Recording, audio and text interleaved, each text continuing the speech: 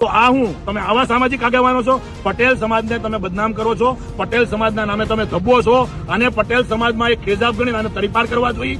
પાછો એમ કે લુખાઓ પેદા કરવા પડશે. જેલ યુનિવર્સિટી છે તો તારા છોકરાને જેલમાં ભણાય ને ભાઈ. તું આવા નિવેદનો આપશો અને છોકરાને માર્યો છે, આખા સુરતે જોયું છે વિડીયોમાં. અને પાછું ઓલો છોકરો કહે છે મારો ભાઈ વકીલ છે, જોજો એની દાદાગીરી. તો એમ કે છે જજ હોય તો શું છે, એટલે જજને ખુલ્લી ચેલેન્જ આપે છે. માનનીય હર્ષ સંઘવીભાઈને કહેવાનું, અમે કઈક ભરીને ફાટી નથી પડતા. તમે એમ કહો છો કે વરઘોડો કાઢવાનો, કાઢી બતાવો એનો વરઘોડો. તો ખબર તમારા સિટીમાં તમે દબાવશો, સહેજે મોટો માણસ હોય એટલે વરઘોડો નહીં કાઢવાનો, નાના માણાના વરઘોડા કાઢવાના. હાલ એવું નીકળ્યા છો.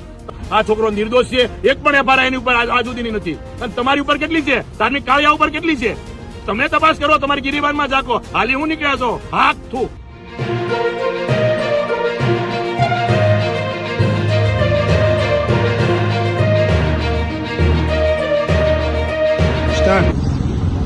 ગઈકાલે સોશિયલ મીડિયામાં મારા પેજમાં મેં વિડીયો બનાવ્યો હતો કે અલ્પેશ કથિરિયા અને એમના ભાઈ દ્વારા કોળી સમાજના એક યુવાનને મારવામાં આવ્યો હતો. અનેક લોકોની એમાં કોમેન્ટો આવી. હું ખાસ કરીને કહી દઉં, આ કોઈ સમાજનો મુદ્દો છે જ નહીં.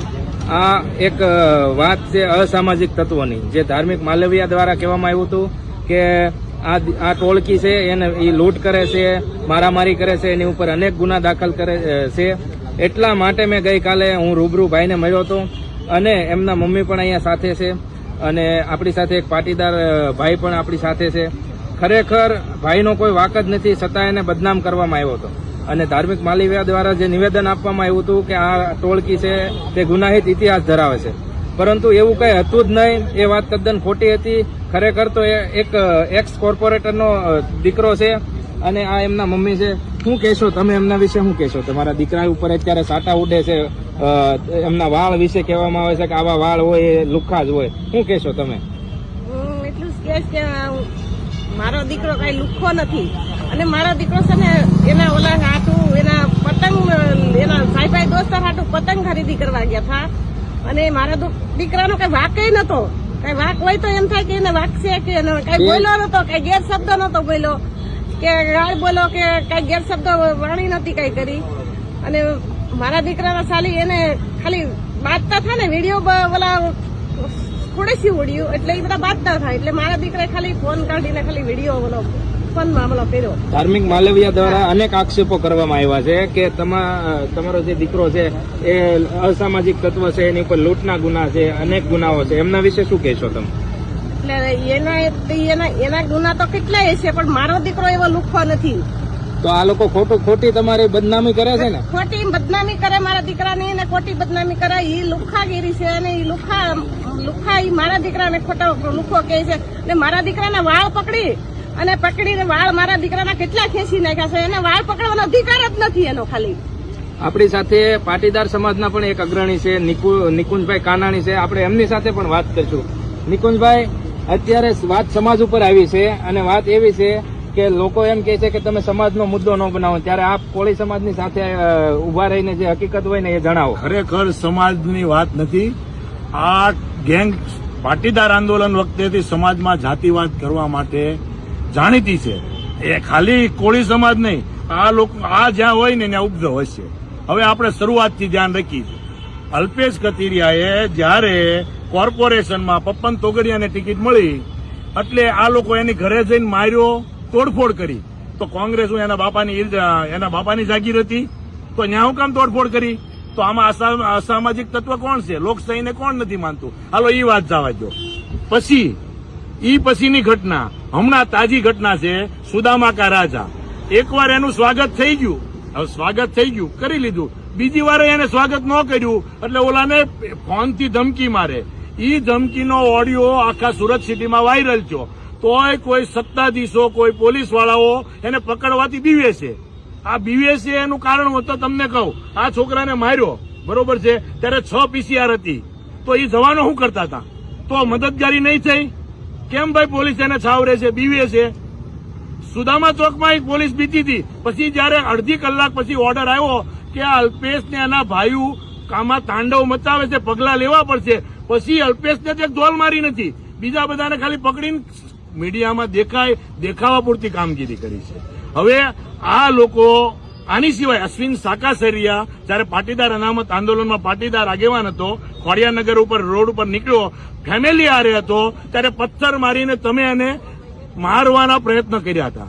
તો આ તમે આવા સામાજિક આગેવાનો છો.